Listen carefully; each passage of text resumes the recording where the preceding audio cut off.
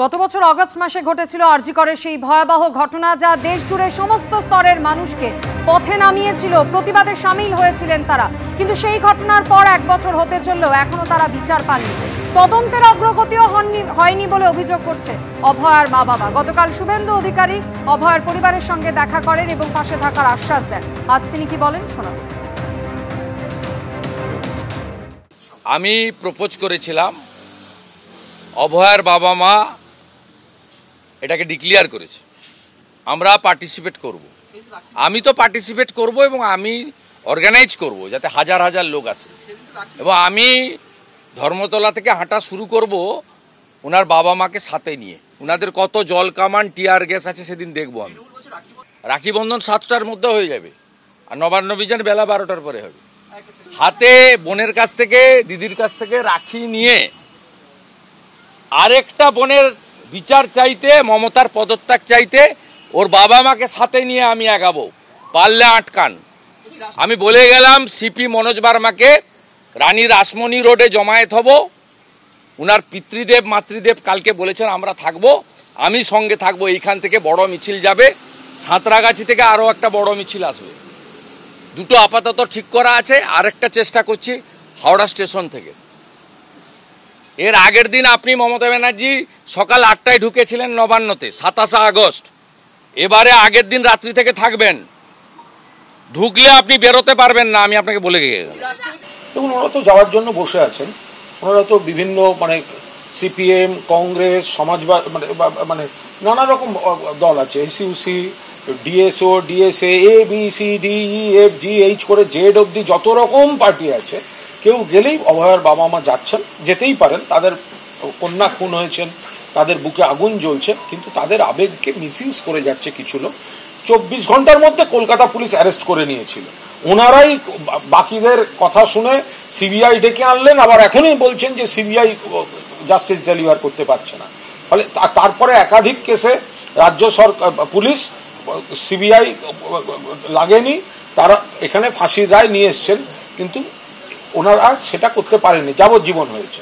তো ফলে এই অভয়ার বাবা মাকে রাজনৈতিক মঞ্চে যারা ব্যবহার করছেন, খুব দুর্ভাগ্যজনকভাবে ব্যবহার করছেন। প্রত্যেক মাসেই 9 তারিখটা ক্যালেন্ডারে কেন যেন জল করতে থাকে, কারণ আজ থেকে প্রায় 1 বছর আগে 9ই আগস্ট চলে গেছিল সেই চিকিৎসক ছাত্রীটি। 1 বছর হতে চলল, কিন্তু এখনো পর্যন্ত তারা মনে করেন, তাদের পরিবার মনে করেন তারা কোনো বিচার পাননি। আরেকটা 9 তারিখ আসতে চলল, পরপর 9 তারিখ আসতেই থাকে। কিন্তু আমরা যে সেই 9ই আগস্ট যেখানে ছিলাম, আজকেও ঠিক সেখানেই আছি। সেই এক সিভিক ভলেন্টিয়ার, সেও ওই 9 তারিখ রাতেই ধরা পড়ে গেছিল। তারপরে আর কোনো কেসের যে ইমপ্রুভ সেটা দেখতে পাইনি। অনেকেই বলছে আমরা বিচার পেয়েছি, আমি মনে করি আদৌ তদন্তই শুরু হয়নি। কারণ আমার মেয়েটা যেখানে মারা গেছিল, যেখানে তাকে খুন করা হয়েছিল, সে তো ইচ্ছাকৃত মারা যায়নি বা তার কোনো দুর্ঘটনাও ঘটেনি। তাকে খুন করা হয়েছে, ধর্ষণ করা হয়েছে তার কাজের জায়গায়। সেইটা একটা সুরক্ষিত জায়গা, সেখানে ভেতরের লোক জড়িত না থাকলে বাইরের কেউ এসে এই কাজ করেনি, তাই ভিতরে কোনো তদন্তই এখনো হয়নি। এর মধ্যে আপনি দেখেছেন যে কসবার আরেকটা ঘটনা ঘটে গেছে। আপনার মেয়ে যেমন চিকিৎসক ছিলেন, ঠিক কসবায় যে মেয়েটার সঙ্গে এই ঘটনাটা ঘটেছে সে হচ্ছে আইনজীবী।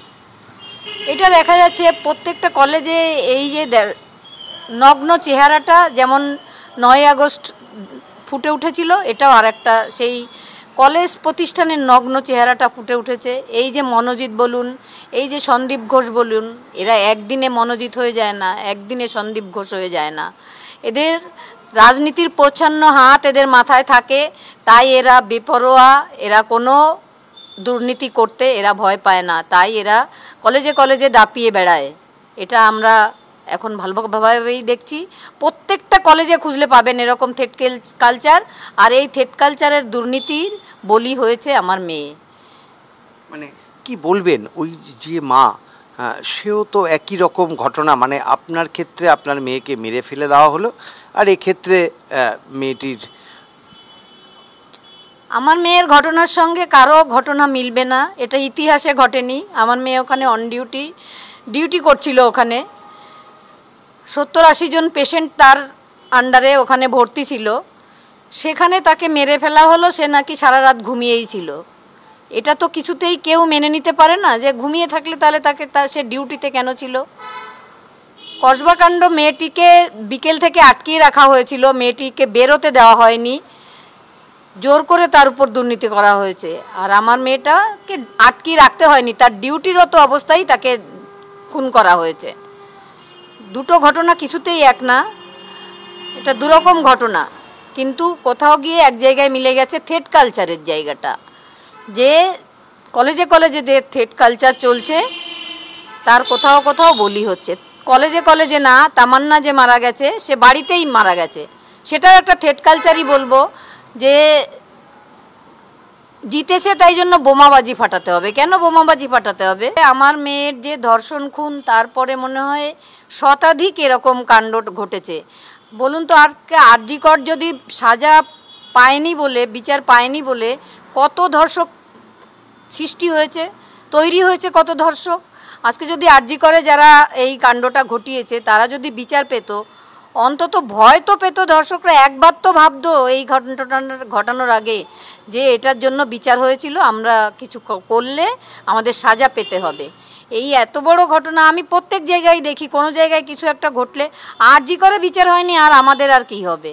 এই যে একটা দুর্নীতির যে প্রচ্ছন্ন মদত সরকার দিচ্ছে, এই জায়গাটা থেকে প্রত্যেক দিন দুর্নীতিটা বেড়েই চলেছে। কসবার মাকে কি বলবেন? আমি বলবো আড়ালে থাকলে হবে না। মেয়েদের ছেলেদের আলাদা করে যে মেয়েদের যে সম্মানহানি করা হচ্ছে, আমার মেয়েকে খুনি করা হয়েছিল, এতে রাস্তায় আসতে হবে, আন্দোলন করতে হবে, যারা অপরাধী তাদের সাজা দিতেই হবে। মেয়ে বলে পিছিয়ে থাকলে হবে না। মানে আপনি কি মনে করেন যে প্রথমেই বলছিলেন যে এখনো তদন্তই শুরু হয়নি, কেন বলছেন? সিবিআই তদন্ত করছে, তার আগে কলকাতা পুলিশ তদন্ত করেছে, কিন্তু পোস্টমর্টম রিপোর্ট বলছে আমার মেয়ে মারা গেছে রাত্রির 12টা থেকে ভোর 6টার মধ্যে।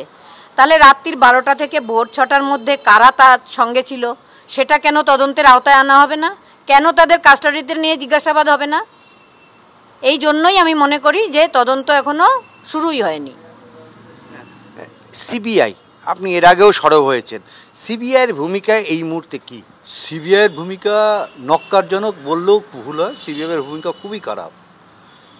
গতকাল বিশ্বজিৎ সরকারের যে ভাইয়ের যে এগেনস্টে চার্জশিট দিয়েছে, সেই চার্জশিটে দেখবেন বড় বড় নাম দিয়েছে, কিন্তু তাদের কোনো হেফাজতে নিয়ে বা চার্জশিট দিলে যে সেই সমস্ত কিছু করে, বেকার একটা চার্জশিট দিয়ে সিবিআই দাঁড়ানোর চেষ্টা। আমরা সিবিআইয়ের কাছে বিচার চেয়েছিলাম, সিবিআই সঞ্জয়কে কনভিক্ট করে দিয়েছে, এবং গর্বের সঙ্গে সিবিআই আমাদের সঙ্গে কথাবার্তা বলে, যখন বলে গর্বের সঙ্গেই বলে আমরা একজনকে কনভিক্ট করে দিয়েছি, আপনারা বিচার চেয়েছিলেন, বিচার করে দিয়ে দিয়েছি।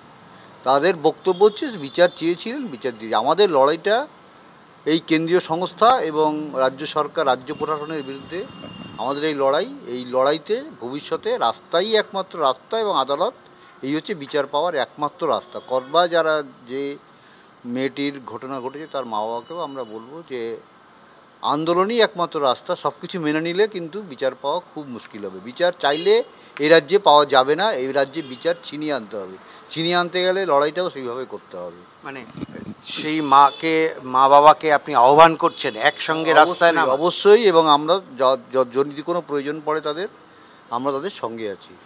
আমাদের যে 10 মাসে 11 মাসে যে অভিজ্ঞতাটা হয়েছে আমরা তাদের সঙ্গে শেয়ার করতে চাই, তাদের পাশেও থাকতে চাই এই লড়াই করার জন্য। সিবিআই সব জানে, কোনো একটা অজ্ঞাত কারণে কিছুই সামনে আনছে না। সেই কারণটা তো আমরা বুঝতে পারছি না। সিবিআই ভারতের প্রিমিয়ার গোয়েন্দা সংস্থা। আমরা যে কথাটা বলি সঙ্গে সঙ্গে সে কথাটাকে এড়িয়ে দেয়, মানে মুছে দেয়।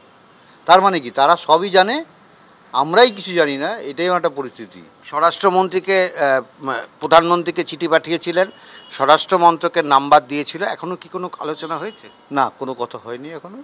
চেষ্টা করে যাচ্ছি আমরা। তবে আমরা এই সত্যি কথা বলছি, আমরা আদালত এবং রাস্তার উপরই ভরসা রাখছি। কোনো এই বিশ্বজিৎ সরকারও সেদিন আমাদের বাড়িতে এসেছিলেন, অমিত শাহর বাড়িতে গিয়ে খাওয়া দাওয়া করেও পর্যন্ত এসেছেন, বলে গেলাম, খাওয়া দাওয়া করলাম, এলাম, এই পর্যন্তই হলো। আর কি লাভ হলো? আপনারা যে যাবেন কেন্দ্রীয় নেতৃত্বের সঙ্গে দেখা করতে, কোনোই কিছু পাবেন না। তবে সীমা পাহুজা যিনি, উনি বলছিলেন যে স্বরাষ্ট্র দপ্তর থেকে নাকি ওনাকে বলা হয়েছে কাজটা ঠিকঠাক, তদন্তটা ঠিকঠাক মতন করতে। এটা উনি নিজে বলছিলেন। সেটা কতটা সত্যি কতটা মিথ্যা সে জানি না আমরা।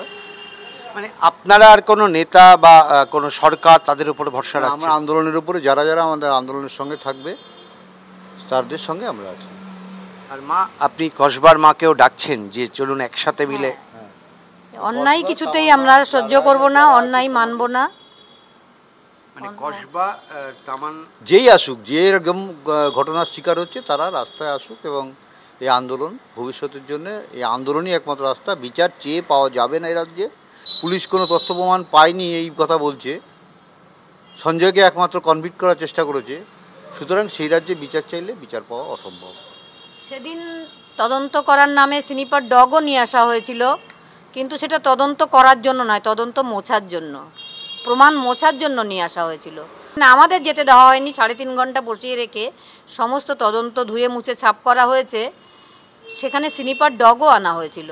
সেই জন্যই পরের দিন সেমিনার হলের পাশের যে দেওয়ালটা 11 তারিখ সেটা ভাঙা হয়েছিল, এবং ওই চেস্ট মেডিসিনের সবাই সেখানে সাইনও করেছিল।